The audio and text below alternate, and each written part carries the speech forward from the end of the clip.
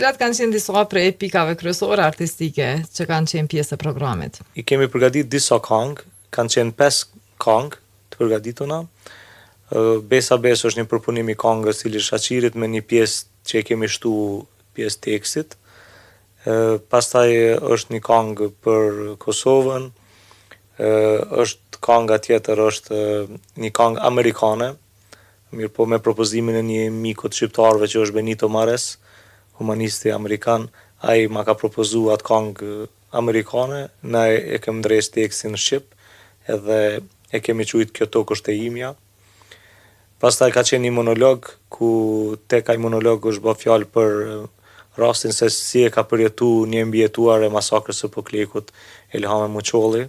Është komplet ngjarja se si ajo e ka përjetu prej para se me fillu gjenocidi në atë familje e deri tek koha e tashme.